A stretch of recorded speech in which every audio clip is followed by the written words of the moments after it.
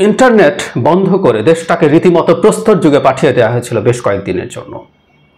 এবং সত্যিকার অর্থে যা যা হয়েছে এই সময়টাতে সেটাও প্রস্তর যুগেই হতো, মগের মুল্লুকে হতো, বর্বর মধ্যযুগে হতো। ইন্টারনেটের অ্যাক্সেস একটু আসলো, এই সময়ের মধ্যেই আমি দেখেছি আপনাদের অনেকে আমাকে নিয়ে দুশ্চিন্তা প্রকাশ করেছেন, আমার ইউটিউবে কমেন্ট করেছেন, আমার ফেসবুক পেজের মেসেঞ্জারে বা আমার ব্যক্তিগত ফেসবুকে, এবং অনেক হোয়াটসঅ্যাপ নোটিফিকেশন কিছুটা ইন্টারনেট কানেকশন আসার সাথে সাথে দেখলাম। একই সাথে আমার ধারণা করি যে অনেকে যেহেতু টিভি দেখেন, এই সময়ে কোনো টিভি চ্যানেলে টক শোতে যায়নি। আপনারা বুঝতেই পারছেন কেন যায়নি, কেন এটা হবার কথা, সেটাও আসবো। গতকাল মিডিয়া খুবই গুরুত্বপূর্ণ কিছু মানুষজন আমাকে ফোন করে জানার চেষ্টা করেছেন, কারণ তারাও এই ধরনের একটা খবর পেয়েছেন বা ধারণা করেছেন বা এই ধরনের একটা কথা রটে গেছে যে আমাকে আটক করা হয়েছে। আমি এটুকু জানানোর জন্য এই ভিডিওটা করছি যে আমি এখন পর্যন্ত আটক হইনি। মানে জেলে যাওয়া বা কার কাস্টাডিতে যাওয়া, মানে আটক হওয়াও তো এই দেশে এখন রীতিমতো, আপনাকে আটক করা হয়েছে যদি জানানো হয় সেটাও এক রকম সুখবর। আমার মনে পড়ে আগের বার যখন কোটা আন্দোলন হচ্ছিল তখন 3 জন বা 4 জন স্টুডেন্টকে গ্রেফতার করা হয়েছিল, 4 দিন তাদের খোঁজ পাওয়া যাচ্ছিল না। 4 দিন পরে যখন জেলে তাদেরকে প্রডিউস করা হয় তখন তাদের বাবা মা আনন্দ এবং উচ্ছ্বাস প্রকাশ করেছিলেন।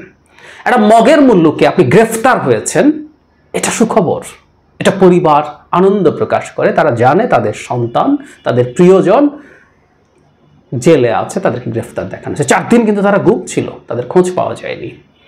তো আমি জানি না সামনে আমার কপালে কি আছে, আমি এটুকু আপাতত জানাই আমি এখন পর্যন্ত আটক হইনি, নিরাপদে আছি, ভালো আছি না।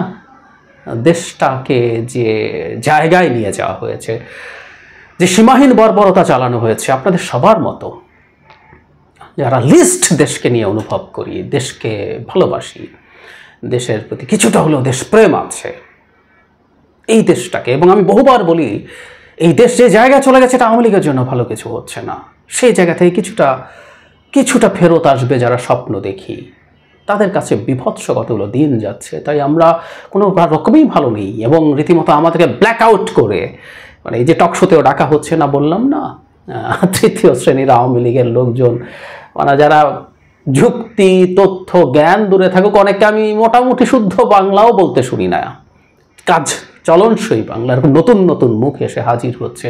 মানে তাদের বয়ান যদি এতই ভালো হয়, তারা যে বয়ান দিচ্ছে এই ঘটনায় কি হয়েছে না হয়েছে, তো আমাদের সাথে একটু সামনাসামনি করে সেটা এস্টাবলিশ করলেই ভালো হতো না?